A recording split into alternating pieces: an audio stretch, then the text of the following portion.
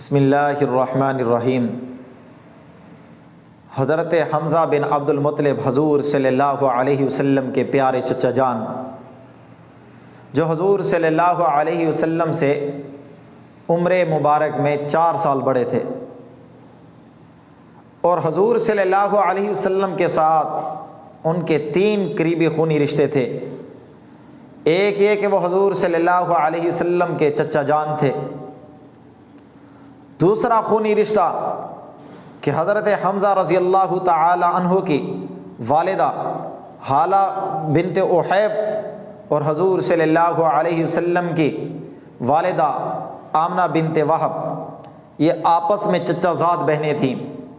اور تیسرا حضرت حمزہ رضی اللہ تعالی عنہ حضور صلی اللہ علیہ وسلم کے رضائی بھائی بھی تھے کہ انہوں نے بھی ابو لہب کی جو باندھی تھی حضرت صوبیہ رضی اللہ تعالی عنہ، ان کا دودھ پیا تھا، اور حضور صلی اللہ علیہ وسلم نے بھی حضرت صوبیہ رضی اللہ تعالی عنہ کا دودھ پیا تھا۔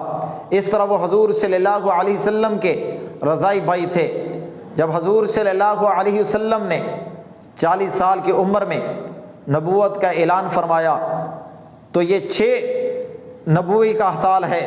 حضور صلی اللہ علیہ وسلم کو 6 سال ہو گئے اعلان نبوت کیے ہوئے۔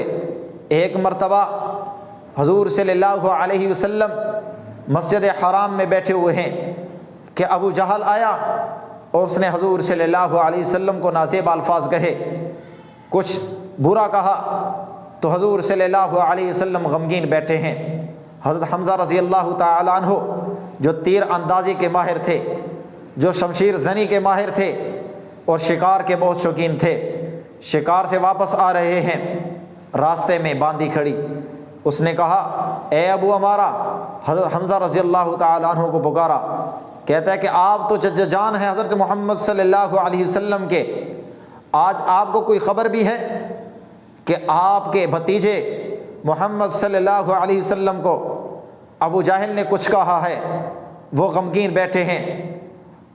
حضرت حمزہ رضی اللہ تعالی عنہ اسی حالت میں کفار کی مجلس میں جاتے ہیں، ابو جہل بیٹھا ہوتا ہے، حضرت حمزہ رضی اللہ تعالی عنہ یوں ہی کمان ان کے سر پہ مارتے ہیں، اس کو چوٹ لگتی ہے۔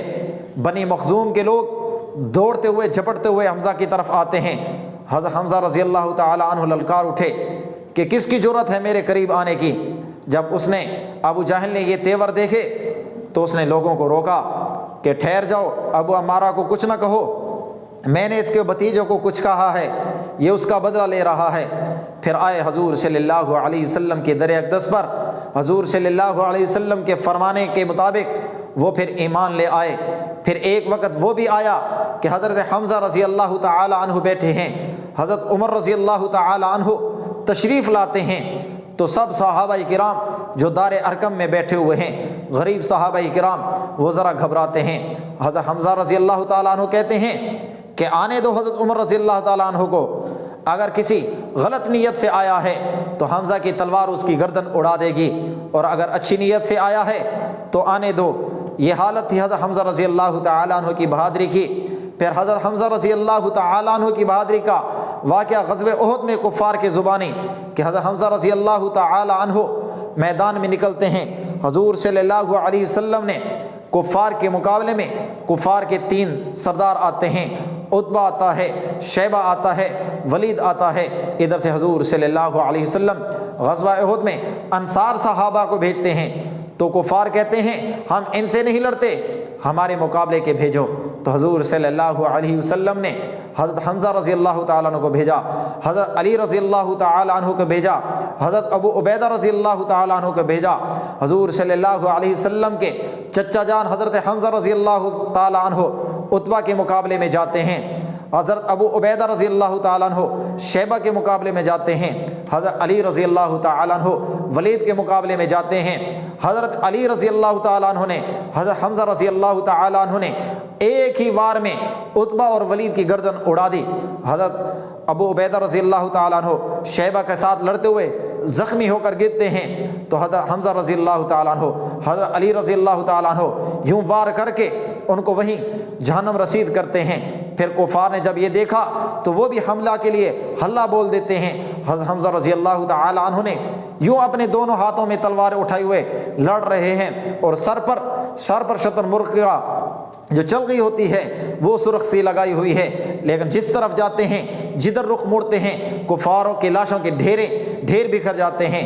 حضرت حمزہ رضی اللہ تعالیٰ عنہ جب جہاد کے بعد قیدیوں کو لایا جاتا ہے تو وہ کہتے ہیں کہ آپ کے اندر وہ کون سا شخص تھا جس کے سر پر شتر مرغ کی چلغی لگی ہوئی تھی؟ تو لوگوں نے کہا کہ وہ امیر حمزہ رضی اللہ تعالیٰ عنہ تھے۔ انہوں نے کہا آج اس آدمی نے، امیر حمزہ نے ہمارا بہت نقصان کیا، وہ جس طرف بھی جاتے ہماری لاشوں کے ڈھیر لگ جاتے۔ کفار نے دلوں میں یہ بات رکھی۔ پھر غزوہ احد کا میدان آیا تو حضرت حمزہ رضی اللہ تعالیٰ عنہ بہت بہادری سے لڑ رہے ہیں، لیکن کفار کو خیال ہے کہ یہی وہی بہادر شخص ہے جس نے ہماری لاشیں بکھیر دیں، لاشیں بچھا دیں میدان بدر میں، آج اس کو شہید کرنا ہے۔ جبیر بن مطعم کا غلام جسے وحشی کہتے ہیں، جو بعد میں مسلمان ہو گیا، جبیر بن مطعم بھی خود بعد میں مسلمان ہو گیا۔ حضرت وحشی اب گھات لگائے بیٹھے ہیں، اس کو آزادی کا انعام ملنا ہے۔ حضرت حمزہ رضی اللہ تعالیٰ عنہ پاس سے جانے لگے تو حضرت وحشی نے یوں اپنا نیزہ مارا، حضرت حمزہ رضی اللہ تعالیٰ عنہ وہاں گر گئے اور اللہ کے ہاں جان سپرد کر دی۔